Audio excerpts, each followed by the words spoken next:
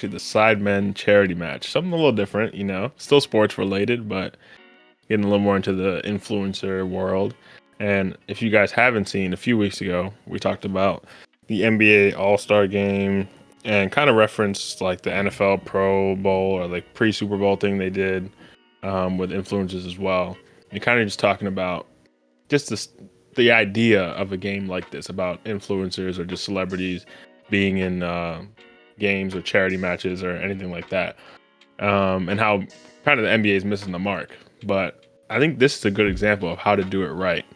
And the Sidemen, just to give a little bit of context, although I'm sure if you clicked on this, you probably know who they are, but they're a YouTube group from the UK of 7 YouTubers. You probably know KSI, if not the rest of them, who've been around for over a decade, but I'd say the Sidemen officially, quote unquote, started in 2013. And they've done a few charity matches already before this. I think this is the 6th one they've done.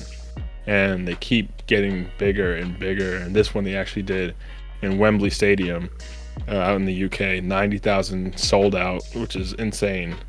And they had some of the biggest influencers on the planet playing the game.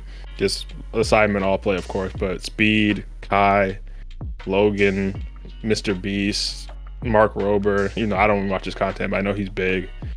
Just like, and that's just to name a few. There's like a ton of them out there. So yeah, I watched the game live, but I just wanted to know if you guys had just caught the highlights or anything about it, even on your come across your feeds naturally. Any thoughts you had on the match and any questions as well, and we can just run through it. Yeah. I saw a lot of clips. I didn't watch the game live. I don't think I've maybe watched the game live once or twice before.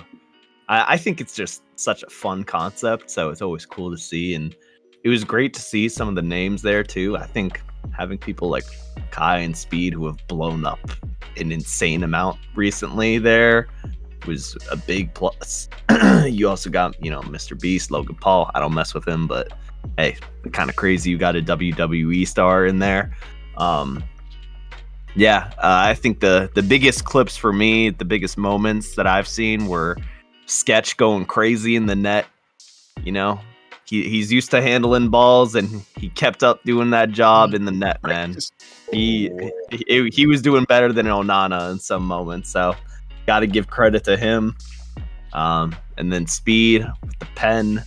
The technique wasn't all there, but he got the job done, and it's a crazy thing to see him hit the shoot in front of a whole crowd. So, you know what? Entertaining as hell. I'm sure they raised a lot of money for a good cause, so it's cool to see. Yeah, and before you jump in, Eric, they actually did, I think the official total at the end of the stream, if I remember correctly, this is literally off the top of my head, was $4,733,000 like and $4, I think, which is ridiculous. Like every time they raise more, I think last time they raised like almost $3 million, but they just went crazy and raised so much more this time. It's a great thing too. The whole thing's for charity. People are donating throughout the event. Before the event, you can donate throughout the entire stream. I think all the ticket sales obviously go to the donations. Throughout the entire stream, they're donating. I think during the penalties as well, they had like every successful pen scored, Prime donated $10,000 as well. So it's just like so much money raised for charity, which is dope. It's crazy to see a game with that score line too. It's just so funny, like in a pro stadium with referees and everything. It's just hilarious. Yeah, no, for sure. Yeah, this was cool, man. I was pretty entertained. I also did not watch it live, but there were definitely lots of moments. Speed's goals were big moments. And there were some cool there was like a free kick towards the beginning, like a free kick goal. Like that was pretty cool. I don't know a lot of the people who were in it, but I do know Kai, Speed, Phantom Chunks, and my question is, so I understand like YouTube All Stars, you get YouTubers, right? How do the Sidemen get? I know you said they're a group, but like for example, I saw Logan Paul and like I believe it was XQC their goalkeeper. Yes. So how do they go? Like, how do they become part of the Sidemen? Is it just like a numbers game? Like, oh, like we got all these people here and we need some people to join our team, or is there like more to it? No, that's pretty much, they always set out to do a full match, like 11-11. And obviously the Sidemen are only 7 people. So they're always all on the Sidemen team, and then they have other people to fill out the numbers on both teams. And then they just try to balance it so it's a generally even match. But for example, like you say XQC, the last time he was on the YouTube All-Stars team, and this time he's on the Sidemen team. So it was just generally just trying to fill the numbers. Because I think last time KSI was in goal for the Sidemen, and this time is a fight coming up, so he wouldn't want to be in goal just to risk his hands or anything. So XQC went to their team, and Sketch was on the other team. Just generally, they just try to sort it out like that to make it balance. Got you. Okay, that makes sense. And usually people on the Sidemen team are, I mean, everyone there is their friends and stuff, but usually you see people like closer to them on their team as well, who like might not be the biggest, have the biggest following. People like Randolph or Calix, and I mean they're just people with over 1 million subscribers, but they aren't necessarily on the YouTube All-Star quote unquote team. On the YouTube All-Stars, they usually try to get some of the bigger names. Obviously, Mr. Beast and Mr. Beast was actually on Sidemen team last time, but he's on that team. Speed, Kai, like some of the biggest names. But Logan has like the relationship with JJ, so he's on the JJ being KSI on the Sidemen team. So just little things like that. But usually, you might see people go back and forth from match to match, but it's always the 7 Sidemen or Sidemen FC plus a few extras, and they also have people on the bench as well. Got you. And so are there like unlimited substitutions, or is it like once you're out, you're out? No, that's rolling subs, just because no one really has the fitness to play 90 minutes, except for maybe like 1 or 2 people. But yeah, it's generally rolling subs. There's some players who are clearly better, like the UK YouTubers on average are better just because they grew up playing it a lot more, so they tend to play a lot more of the match just because they're trying to win. And a lot of the American guys are usually terrible, but it's funny because the Americans kind of showed out this time. Then in the match itself, they weren't necessarily the best, but in moments they popped up with goals here and there. Like Kai scored a volley. Speed, he might be one of the least gifted athletic people I've ever seen in terms of like, well, most gifted athletically, but least gifted technically, I should say. It's crazy. Like, the amount of chances to this match, let me set the stage at least. Coming into this match, there are 2 people who there was like a narrative behind them needing to score. One was Zerka, named Josh, on the Sidemen team. He's one of the Sidemen, and he's the only person in the Sidemen to not have scored in one of these games, including a guy named Vicstar123, who is the worst at soccer. Like, he's actually terrible. Like, he doesn't play it. He doesn't care about it. He doesn't watch it. Then wasn't like in the FIFA bro scene. was a COD YouTuber, bro. Yeah, everyone else in the Sidemen played FIFA. Vic was never in the FIFA scene. Like, he doesn't care about soccer, and he's actually terrible. But he scored a penalty in one of the earlier games, and he actually scored from open play, like an actual goal in one of the earlier games. And Josh had never scored, so there was a whole build-up. Josh needs to get a goal this game, so he played up front. And that was a big part of the game. They were always trying to feed him, and they were losing for most of the game because of that. And he ended up getting a penalty, which was cool. I think he didn't want a penalty coming into it, but once he reaches the second half, you're like, okay, you might not actually score. He's like, okay, well, we got a penalty. I got to take it. But the even bigger storyline was, of course, Speed, who played in previous Sidemen charity matches. He played in other charity matches, like the Match for Hope, for example, too.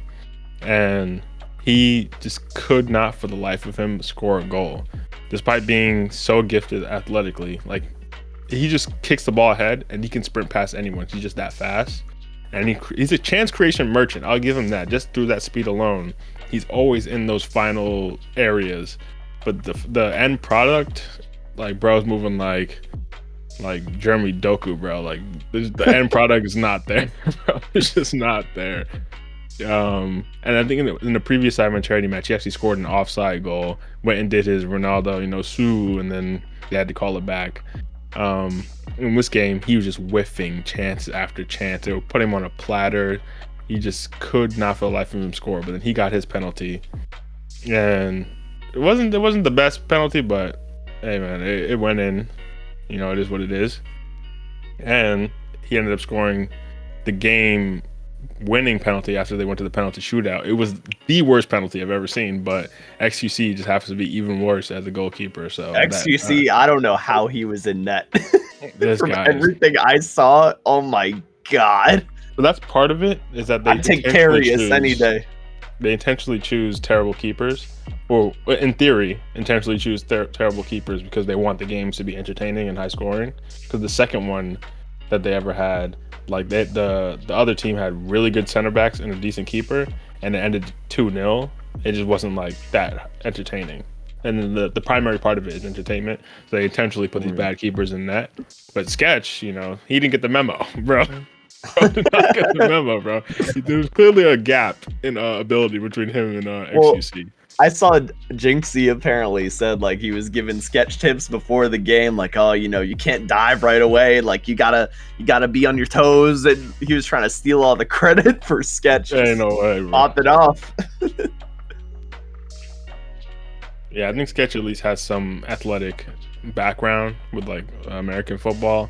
So even just that little bit, despite not playing soccer, is just enough to make the difference versus XQC, who's like a chair merchant. So like it doesn't really, I don't know, maybe he played hockey or something. I don't know. He's Canadian, but clearly soccer is not his forte, and goalkeeping is not his forte. So and even just the little things like Sketch coming off his line and being quick to pick up like these like over hit loose balls versus XQC always sit on his line. So he's always facing like 1v1s he didn't need to face. Even things like that were just enough to make the difference. But it was a very entertaining game. And to be fair, Sidemen were robbed. Angry Jin scored an offside goal, and there was crazy linesman. offside. Yeah, linesman didn't see it somehow. So Sidemen were a little bit robbed there, but it's all about entertainment at the end of the day, and they usually win. So it's nice to see. It went to penalties for the first time ever, which is like they've been wanting that, but it's only so much you can force that to happen. But it was like fortunate that happened this time, because penalties like the ultimate, just get more and more entertainment out of it. And because it was such a close game, it was a potential to do another one. So they might bring it back again, because why not? It's good for charity. 5 million raised pretty much. Wembley Stadium sold out. Like, these are the stuff of dreams for people who just started out making videos in their room. So why not do another one? For sure. Okay, so you mentioned charity, and I'm not sure if you answered this already, but I don't think I heard you answer. So just to be clear, nobody gets paid to do this, right? Like, how do you get like all these big names? I know they have connections. I know those Sidemen are huge, but just to be clear, no one's getting paid for this, or is that just not public knowledge? Nah, from what I understand, it's purely off of just like wanting to be a part of it. Like, there's a lot of other YouTubers who want to be in it who didn't even make it because there's just only so many spots. But yeah, just because of how big they are, like, these are, I think 90% of the people playing they've done collabs with in the past. I'm trying to think of anyone playing like they didn't actually. Maybe not Mark Rober, just because the content is so different. He's like an engineering YouTuber. I think he used to work for NASA. But I think everyone else, in some way or another, they've collabed with in the past, or at least most of them. So it's just through like the friendships, and because the game keeps getting bigger and bigger. Like, the first one ever was like just UK YouTubers, I'm pretty sure. And then I think the second one was similar. The third one, they brought in some American YouTubers. This was even back in like 2018 or so. So that was like Rice Gum, Keemstar, like people like that back at the time. They just kept getting bigger and bigger, and then more and more of these influencers are like, oh, this would be a cool thing to be a part of, until the point where like only so many can make it. I know they had like a competition between Sable Ronaldo and Jason Leween, where like only one of them can make it in, but I think they both ended up getting to play. Jinxie. They do it in like a fun way. And they didn't do this in the past, but they really wanted to build up like the lead up to this game, and they would do like kind of promo for it, where like, especially for the streamers, it'd be like, I think Kai had to do like a certain amount of keepy ups on his stream to be able to make it. Like only if you do that, you were able to make it in. Or like Jinxie had something with his stream too, where like they made like a video on an unlisted channel, and they're like sent it. So they had some random person send it to him in his chat, like check out this video, and it was like the Sidemen telling him he made it in the game. Just little different things like that, just fun stuff. I think in some of their videos leading up, some of the guests that they had on like collaborating, they would like surprise them with the jersey in the video, saying like, "Oh, you made it into the game." So the different things like that, just to build it up. But it's all through friendships. No one's getting paid. I'd be surprised if something like that happened. I think even for like the bigger ones, like actually this probably is the biggest one, but like Match for Hope too, which is like, I guess I say bigger in terms of sponsored by someone that's not a YouTuber. Even that, I don't think they get paid. Maybe because they have like the ex-professionals, but I'd be surprised. I think it's a soccer raid too, like things like that. I think it's just all off the goodwill. I'd hope so for the charity, but maybe they are paying people behind the scenes. But the Sidemen, I don't think are. Got you. Okay, that's good to know. That's really awesome, honestly, to get that many people with that much pull into a game.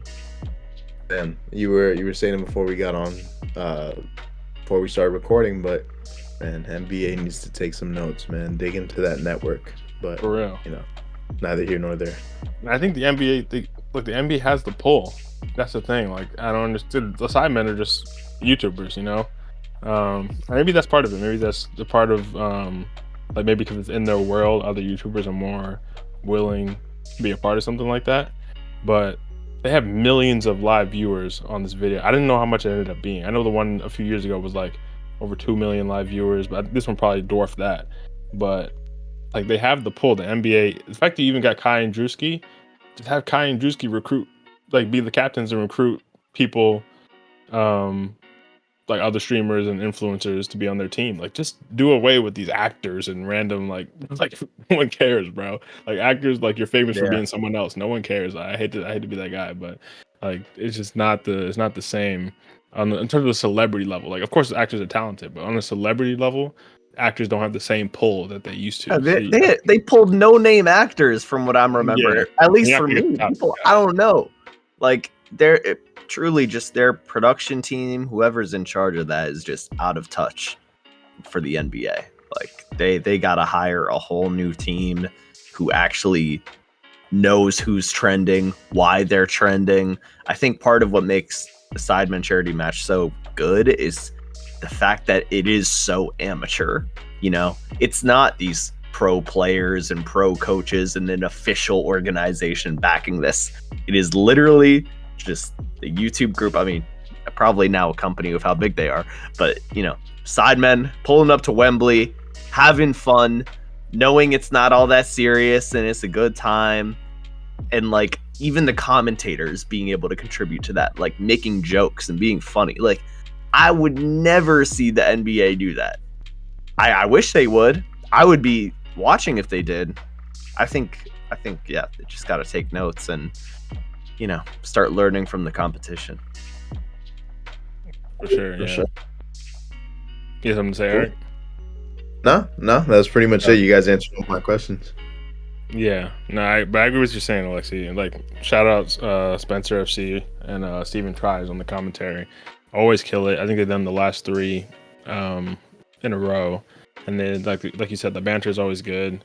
They're just able to let loose on because they know it's not some quote unquote mainstream. Although I would say at this point this is the new mainstream, but they're able to just have fun with it. And I think the people watching can get way more invested, even though at the end of the day it's not about who wins. But despite that, people are able to get way more invested because they care about the people playing. So like whether or not they win or not, it's not that important. It's more important to see, can Speed score a goal, or who's gonna score in the penalty shootout, or things like that, which is more about having fun. And the most important thing, which I think we talked about with the NBA game, is that all these players, once they get revealed that they're gonna play in the lead up to the match, they're able to make content around playing in the Sidemen Charity Match. Like, I know some of the players are like, they'll have like training, they'll upload videos of them training, or like those streams where like, oh, I'm practicing for the match, or different things like this. Or like, I know Zerka, the guy who hasn't scored, he had like a series on his channel where he's like road to a goal. Like, he was like practicing, trying to get better.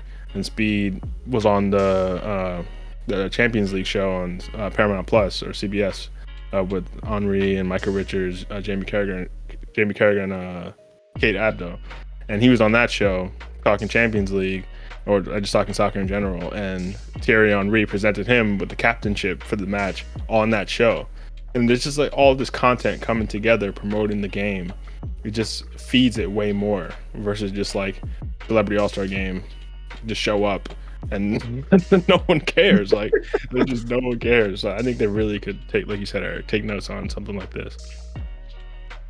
Yeah, and one thing I do want, we could talk about this another time, but I think commentary, just again giving flowers to them, plays such a huge part. Because even in the normal game, like, commentators can be boring, and if you're having like amateur people like watch this stuff only because they like one YouTuber, if you really want them invested, you have to make it fun all around.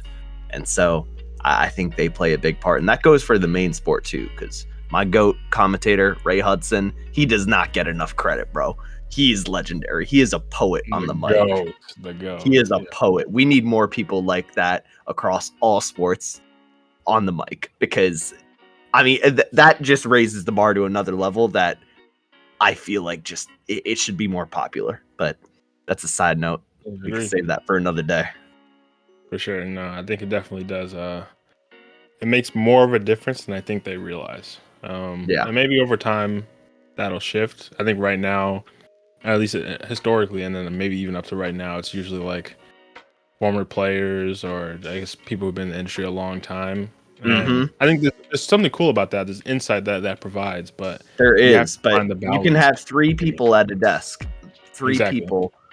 One, you can have that old player, whatever, with that insight. You can have maybe your more standard, I don't know, host, and then you need that energy. You need someone who can bring that fun, that creativity to the job. 100%. Actually, we talk about this after two more, but I'd love to be a commentator, man. It seems like such a sick job, but yeah, I'm curious to see where that goes in the future, and curious to hear what you guys think in the comments about if you've seen the Sidemen Charity Match or not, but just the concept of something like this and the potential to see it in other sports. Because I feel like the Sidemen are really maximizing on what something like this could be, and maybe we could see it happen in your favorite sport if that's not soccer. So let us know in the comments what you thought about that.